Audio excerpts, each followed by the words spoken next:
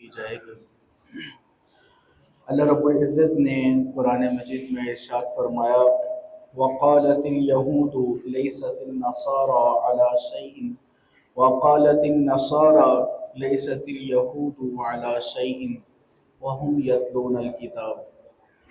اس آیت مبارکہ کا شان نزول سماعت فرما لیجئے کہ یہ آیت مبارکہ کب کس صورتحال میں نازل ہوئی۔ نجران سے کچھ عیسائی سرکار عالم صلی اللہ علیہ وسلم کی بارگاہ میں حاضر ہوئے اور مدینہ سے جو کچھ یہودی علماء تھے وہ بھی حضور صلی اللہ علیہ وسلم کے پاس حاضر ہوئے۔ عیسائیوں کے لوگ بھی جمع ہیں، یہودیوں کے لوگ بھی جمع ہیں۔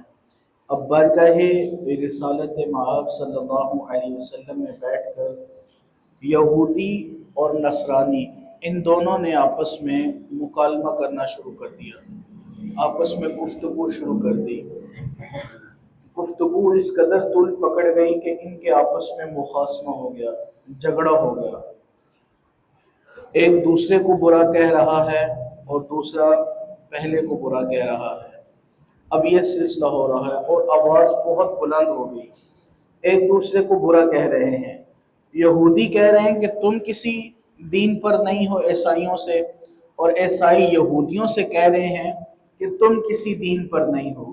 یہ آپس میں ان کی باتیں چل رہی ہیں، جاہلانہ طریقہ ہے۔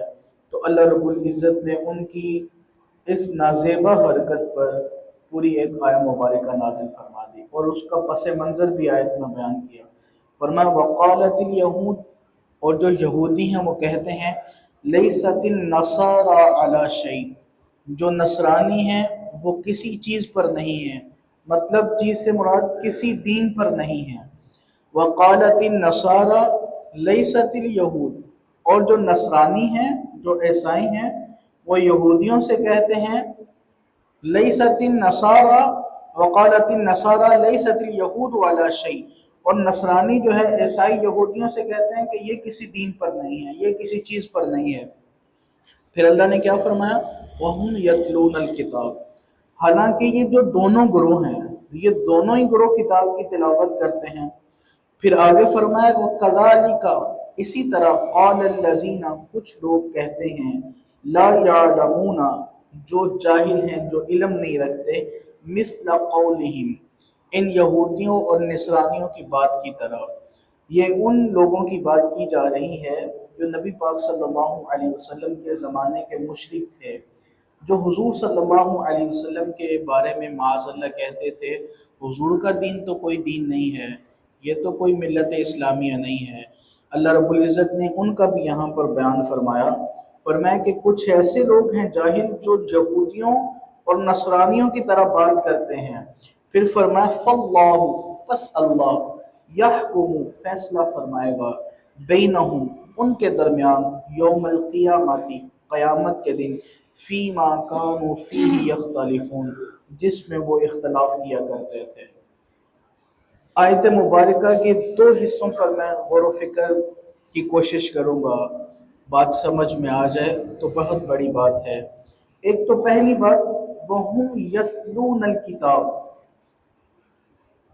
اللہ رب العزت نے فرمایا کہ وہ کتاب کی تلاوت بھی کرتے تھے۔ اب اسی آیت مبارکہ کے تحت، آیت مبارکہ کے اس حصے کے تحت صاحب تفسیر حدیث پاک ذکر کرتے ہیں ابن ماجہ کی، حضرت زیاد رضی اللہ تعالیٰ عنہ صحابی رسول حضور صلی اللہ علیہ وسلم کی بارگاہ میں بیٹھے ہیں۔ فرماتے ہیں کہ نبی پاک صلی اللہ علیہ وسلم نے کسی بات کا ذکر فرمایا اور فرمایا کہ یہ اس وقت ہوگا جب علم اٹھا لیا جائے گا۔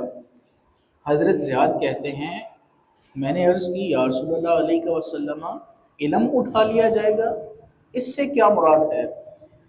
تو نبی پاک صلی اللہ علیہ وسلم نے فرمایا، حضرت زیاد فرماتے ہیں حضور صلی اللہ علیہ وسلم نے تھوڑا ناراضگی کا بھی اظہار فرمایا اور عربی کے جملے فرمائے تیری ماں تجھے گم پائے۔ فرمایا میں تمہیں مدینہ کے فہیم لوگوں میں شمار کرتا تھا۔ فرمایا کیا تمہیں اس بات کی سمجھ نہیں ہے کہ یہودی اور عیسائی وہ بھی تو اپنی کتابیں پڑھتے ہیں؟ فرمایا لیکن اس پر عمل نہیں کرتے۔ یہی بات اب حدیث کی وضاحت فرمائی، یہی بات مسلمانوں کی ہے، علم اٹھا لیا جائے گا، اس سے مراد کیا ہے؟ کتاب ان کے پاس ہوگی، قرآن ان کے پاس ہوگا، پڑھتے بھی ہوں گے، ترجمہ سنتے بھی ہوں گے، سناتے بھی ہوں گے، لیکن ان پر عمل نہیں کرتے ہوں گے۔ میرے کریم مصطفیٰ صلی اللہ علیہ وسلم نے فرمایا اس سے مراد یہ ہے کتاب ہونے کے باوجود اس کو پڑھ کر اس پر عمل نہ کیا جائے گا، فرمایا کہ گویا ایسے ہے جیسے علم اٹھا لیا جائے گا۔ حضرت زیاد کہتے ہیں کہ میں نے آگے وضاحت میں عرض کی، یا رسول اللہ ہم قرآن پڑھتے ہیں، ہم اپنے بچوں کو پڑھاتے ہیں، پھر وہ آگے پڑھائیں گے، یہ تو قیامت تک سلسلہ رہے گا، کبھی نہ ختم ہونے والا سلسلہ ہے، علم اٹھایا جا ہی نہیں سکے گا۔ تو کریم مصطفیٰ صلی اللہ علیہ وسلم نے فرمایا علم اٹھانے سے مراد یہ ہے کہ جب اس پر لوگ عمل کرنا چھوڑ دیں گے گویا کہ علم اٹھ جائے گا۔ اور یاد رکھیے ایک جاہل ہے اور ایک ایسا عالم ہے جو علم حاصل کرنے کے بعد اس پر عمل نہیں کرتا، تو ایسے جاہل اور عالم میں کوئی فرق نہیں ہے، یہ دونوں برابر ہیں، ایک ہی جگہ پر کھڑے ہیں، ایک ہی معیار پر ہیں۔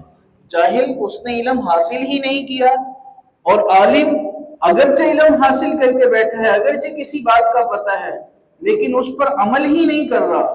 اب عمل نہ کرنا اور جاہل کا جہالت میں رہنا، یہ دونوں ایک ہی معیار پر قائم ہیں، ان دونوں میں کوئی فرق نہیں ہے۔ تو لہٰذا اس آیہ مبارکہ کے تحت ہمیں جو بات سمجھ میں آتی ہے وہ یہ ہے کہ قرآن پاک کو محض پڑھنا اور یاد کرنا، حافظ بن جانا یا حافظ بنانا کوئی بڑی بات نہیں ہے، صبح و شام درس تفسیر کرتے رہنا یہ بھی بڑی بات نہیں ہے۔ بڑی بات کیا ہے کہ قرآن پاک کو پڑھ کر کے، سن کر کے اس پر عملی جامہ پہنا جائے، اس کو اپنی عملی زندگی میں اتارا جائے، یہ قرآن پاک کا حقیقی مقصد اور حقیقی تصور ہے۔ اور جو آخری آیت مبارکہ کا جز ہے، فرمایا فَاللَّهُ يَحْكُمُ بَيْنَهُمْ يَوْمَ الْقِيَامَةِ، فرمایا اللہ قیامت کے دن ان کے درمیان فیصلہ فرما دے گا جس میں وہ اختلاف کیا کرتے تھے۔ اس بات پر اگر ہم تھوڑی توجہ کر لیں تو یقین کیجئے ہمارے معاشرے کے سارے فساد ختم ہو جائیں، کوئی بھائی کسی بھائی کا حق نہ کھائے، کوئی کسی یتیم کا حق نہ کھائے، کوئی کسی بیوہ کا حق نہ مارے، کوئی کسی پڑوسی کا حق نہ مارے، کوئی کسی محلے کو تنگ نہ کرے، کیونکہ اسے پتا ہوگا کہ قیامت والے دن اللہ نے فیصلہ کر ہی دینا ہے۔ اگر یہ تصور، یہ عقیدہ ہمارے اندر ہو، یہ یقین ہمارے اندر ہو تو ہمارے معاشرے کے سارے فسادات ختم ہو جائیں گے۔ دنیا میں رہتے ہوئے تو نے حق کھا لیا تو کیا بڑی بات ہے، 2-4 لاکھ کی کیا بات ہے، 2-4 پلاٹس کی کیا بات ہے، وہ کون سا تم نے اپنے ساتھ قبر میں لے کر جانے ہیں۔ لیکن قیامت کے دن تو مالک فیصلہ فرمائے گا نا، قیامت کے دن سارا دودھ کا دودھ اور پانی کا پانی ہوگا۔ تو اس آیت مبارکہ سے ہمیں 2 چیزیں سمجھ میں آئیں۔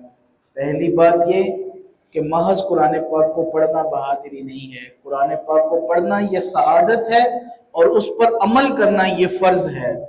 اور دوسری بات، ہم اگر یہ تصور اپنے ذہن میں بٹھا لیں کہ قیامت کے دن اللہ ہر بات کا فیصلہ فرمائے گا تو ہمارے اندر سے سارے گناہ ختم ہو جائیں۔ حق تلفیاں جو ہیں اور یہ جو سلسلے عروج پکڑ چکے ہیں ہمارے معاشرے کی تباہی کا ذریعہ بن گئے ہیں، اگر ہم یہ تصور باندھ لیں تو اللہ کے فضل سے، اللہ کے کرم سے ہمارے معاشرے کے یہ گناہ بھی ختم ہو جائیں گے، یہ فساد بھی ختم ہو جائیں گے۔ خالق کائنات اللہ عز و جل کی بارگاہ میں دعا کریں گے، مالک کریم ہمیں صحیح معنوں میں قرآن مجید پڑھ کر سمجھنے اور پھر سمجھ کر اس پر عمل کرنے کی توفیق عطا فرمائے۔ آمین بجاہ طہ و یاسین۔